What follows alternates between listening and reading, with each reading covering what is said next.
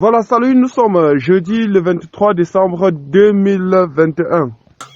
Je suis au Cameroun au niveau de l'ouest du pays, à Bafou. Et puis nous sommes à une phase de récolte des choux.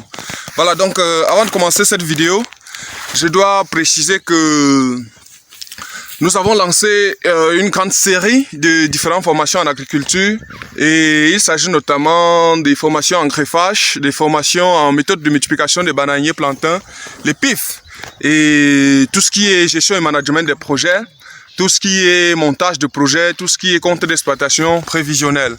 Voilà, effectivement, la culture de choux, pour commencer, voilà, est une culture nécessairement dit rentable et il faut voir le rendement à l'hectare. Voilà, donc ici, nous les conditionnons en sac tel que ce qu'on voit là. Et la culture va, n'est-ce pas, du semis à la récolte. Et en général, ici, nous utilisons des semences améliorées ou encore hybrides. Il s'agit, n'est-ce pas, de la variété Green Coronet que nous avons utilisée ici et naturellement avec un bon rendement. Ici, on évalue en moyenne 300 pieds par gramme, autrement dit une boîte de 50 grammes parce que c'est ce que nous utilisons quotidiennement ici, nous donne en moyenne 15 000 pieds. Et ces 15 000 pieds, en termes de sacs, ce qu'on observe là, peut en moyenne donner jusqu'à 70 à 100 sacs en fonction du suivi et de l'itinéraire technique. Bon, après dans la semence, parce qu'il faut déjà choisir le site, il faut choisir la semence.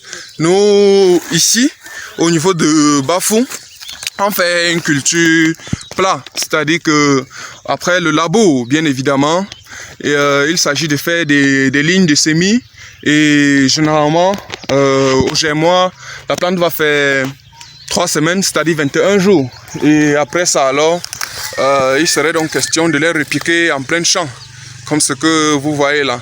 Et une fois donc repiqué, suivant l'itinéraire technique, suivant les recommandations qui doivent être faites en fonction, n'est-ce pas, de l'analyse du sol ou bien de l'analyse des paramètres climatiques et évidemment les paramètres pédologiques de la zone, on sait définir les quantités de fertilisants appropriés. Voilà, donc l'équipe est là et puis en gros, dans une prochaine vidéo, nous allons beaucoup plus nous attarder sur le poids moyen à l'hectare qu'on peut avoir sur cette culture aussi rentable. Voilà, donc c'est ça qu'on appelle tête de chou et en général on peut avoir jusqu'à 60 000 à l'hectare. Et la tête, s'il faut vendre en tête, le prix varie souvent entre 100 francs et 300 francs en fonction de la période. Voilà, donc en gros, voilà quelques détails qui rentrent dans cette culture et nous allons plus spécifiquement entrer en profondeur lorsqu'il s'agira de l'itinéraire technique. Voilà, donc je crois que tout est OK. Si vous n'êtes donc pas abonné, il faudrait le faire aussitôt pour qu'on évolue ensemble. Voilà, donc voilà le processus et le prochain.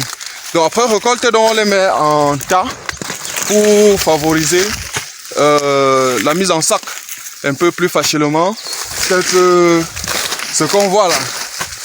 Voilà, donc c'est exactement comme ça que nous chargeons ici.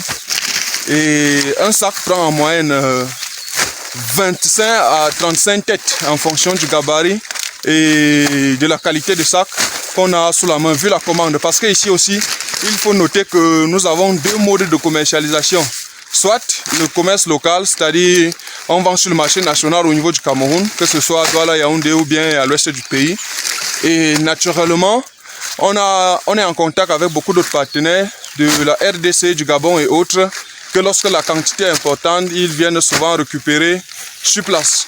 Je crois qu'on va arrêter comme ça pour aujourd'hui et on se prend à très bientôt pour une nouvelle vidéo. Merci.